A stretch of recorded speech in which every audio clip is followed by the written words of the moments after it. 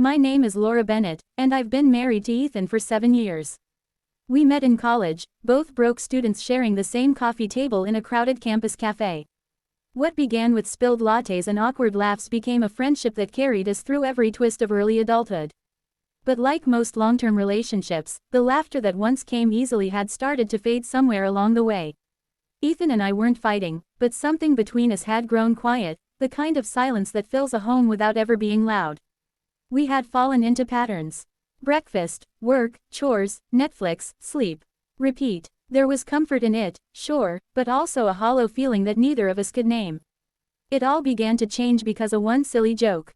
That evening, I was rushing through dinner preparations after a long day at work. Ethan had just come home, scrolling through his phone while I tried to salvage a burnt batch of pasta sauce. The air smelled faintly of smoke and garlic gone wrong. Dinner might be a little crispy, I said, trying to lighten the mood. Without looking up, Ethan replied, "So, just like our love life." I froze. It was clearly a joke, but for some reason, it landed deep. My first instinct was to be offended, but then I saw the small grin tugging at his lips. He looked at me sheepishly, realizing maybe he'd gone too far. Instead of snapping, I burst out laughing. "If our love life's crispy, then you're the one who left it in the oven too long." He laughed too, full and loud, the kind of laugh I hadn't heard from him in months. Something broke open in that moment. The tension, the routine, the dull rhythm of our days, all of it melted into shared amusement. It was just a joke, but it reminded us that humor was once our secret language. Later that night, as we cleaned up together, Ethan said softly, "I miss this. Us, laughing like idiots." I looked at him and nodded. Then maybe we should start joking more. And we did. The next morning, I taped a handwritten note to his coffee mug. "Caution, hotter than your wife." When he saw it, he nearly spilled his drink laughing. That became our new thing. Playful notes, funny texts, little inside jokes that only made sense to us. It wasn't forced, it was rediscovered. The humor brought back the warmth that had slowly slipped away. A few weeks later, we were invited to a neighborhood barbecue. We didn't know many people there, and honestly, I wasn't in the mood for small talk. But Ethan had this spark in his eyes I hadn't seen in ages. During the evening, one of the neighbors asked us, "So what's your secret to staying married this long and still looking happy?" Before I could answer, Ethan grinned and said, "Well, she hasn't poisoned me yet, so I think we're doing great."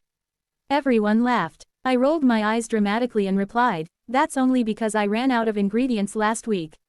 The crowd laughed harder, and suddenly, we were that couple, the funny, easygoing pair that people loved being around. But underneath the jokes was something even deeper. We were reconnecting through joy. That night, when we got home, Ethan looked at me and said, "You know, I used to make jokes like that to make people laugh.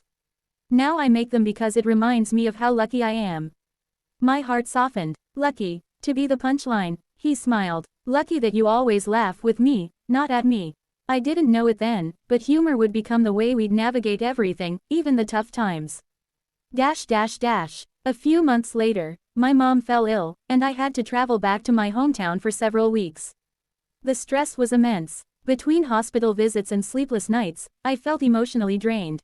Ethan called me every evening, trying to keep my spirits up. One night, after a particularly hard day, I broke down crying over the phone. Ethan stayed silent for a moment, then said gently, "You know what I told the dog today?"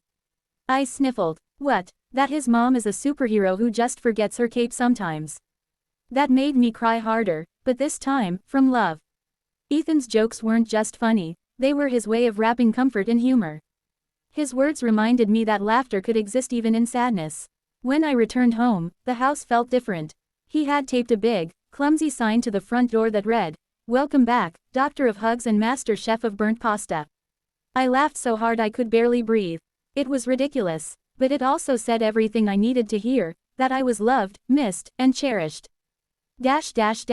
One evening, while watching old home videos, we saw a clip from our wedding reception. Ethan was giving his speech, his voice trembling but confident. "If laughter keeps people young," he had said back then I plan to make Laura laugh until we're both 100. I turned to look at him, and we both smiled. "You've kept your promise," I said softly. He nodded. "Still got a few decades to go, though. Better start working on my material." And just like that, we began a new tradition, Every Sunday night, we'd share one funny story from the week. Sometimes it was something that happened at work, sometimes a silly observation about life. But those moments became sacred. They were our reset button. Then came the day we faced one of our hardest trials. Ethan lost his job unexpectedly. It shook his confidence, and for a while, the laughter faded again. But this time, I was the one who brought it back. I came home one afternoon with a ridiculous gag gift, a t-shirt that said, "Unemployed, but still handsome." I handed it to him with a wink. He laughed until he cried. "You're impossible," he said. "Correction," I replied. "I'm your biggest fan, even when the world isn't."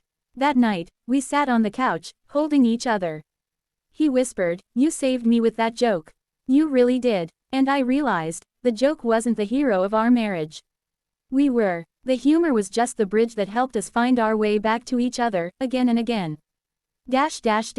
Years later, when our daughter was old enough to understand, she once asked us, "Why do you two laugh so much?" Ethan replied, "Because every time we laugh, we remember that love doesn't have to be perfect, it just has to be kind." I looked at him and smiled. That was the truth. Love had taught us that laughter wasn't the absence of problems, it was proof that we could face them together. Our marriage wasn't built on constant romance or fairy tale moments, it was built on shared laughter, mutual respect, and the courage to be silly even when life was serious. And all of it began with one harmless, slightly burnt joke about pasta. Sometimes love doesn't need grand gestures.